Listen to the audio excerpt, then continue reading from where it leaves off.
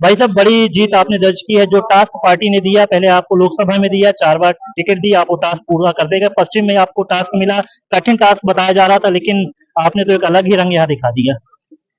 देखिए, जनता का आशीर्वाद है और ये जनता समय समय पर जब कभी कोई अहंकार से ग्रस्त होता है, किसी की दंभोक्तियां सामने आती है, कोई लोकतंत्र में वोट खरीदने की कोशिश करता है, तो जनता इस तरह के रंग दिखाती है और ये पब्लिक है, ये सब जानती है। तो जनता का ये निर्णय है, हम तो जनता के प्रति आभार प्रकट करते हैं। जो ये ऐतिहासिक निर्णय उन्होंने दिया है, बहुत सोच समझ के दिया है।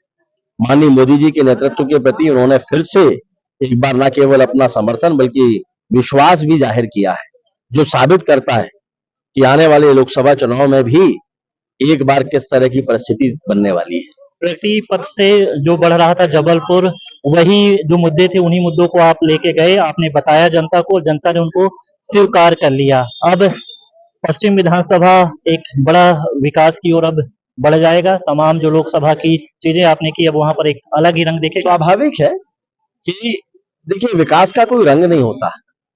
विकास के लिए एक जुनून होता है और कार्य योजना होती है। कार्य योजना तैयार है, जुनून से कभी पीछे नहीं रहे, तो स्वाभाविक है उस दिशा में, जिस दिशा में जबलपुर लोकसभा अभी तक बढ़ता रहा है, जिसे कभी बड़ा गांव कहा जाता था और आज एक विकसित महानगर के रूप में दिखाई दे रहा है।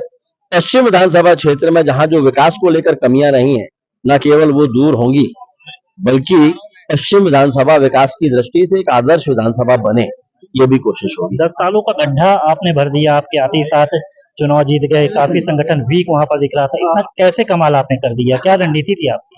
कोई रणनीति नहीं थी। जनता सब जानती है।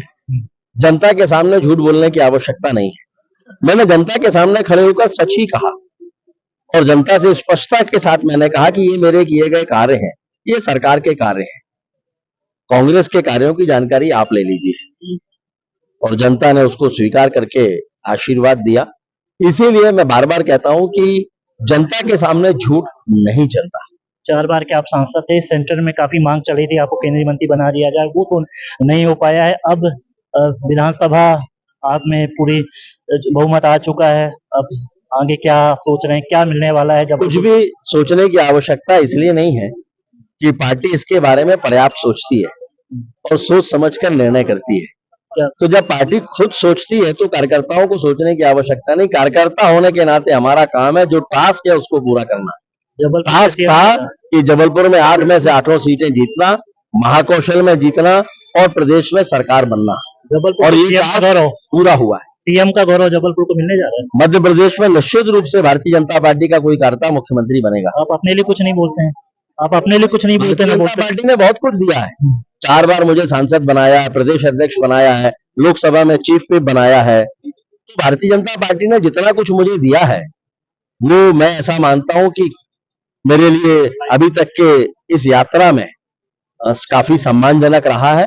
और पार्टी आने वाले समय में जिस कार्यकर्ता के बारे में जो निर्णय करेगी, वो उसको पूरा करेगी। हम लोग बात करते थे जनता से, तो जनता ये भी बोलती थी कि राकेश सिंह चुनाव जीत रहे हैं और सीएम बनने वाले हैं, जबलपुर से सीएम होगा इस बार। नहीं, मुझे इसके बारे में जानकारी नहीं है। मुझे केवल इतनी जानकारी है कि पार्टी ने मुझे ये कहा था कि न केवल आप अपनी सीट जीतना है, बल्कि जबलपुर की 8 सीट पर हम चुनाव जीतें और उसके साथ साथ महाकौशल में भी अधिकतम सीटें हमारी आए। एक कार्यकर्ता के नाते न केवल आपकी बल्कि सभी कार्यकर्ताओं की ये भूमिका होना चाहिए और सभी कार्यकर्ताओं को एकजुट करके उस दिशा में हम आगे बढ़े और आज हम सफल हुए। तो कार्यकर्ता का भाव है राकेश सिंह में, अपने लिए कुछ नहीं मांगते हैं और जीत कार्यकर्ताओं को समर्पित कर दी है। विवेक तिवारी, पंजाब केसरी, जबलपुर।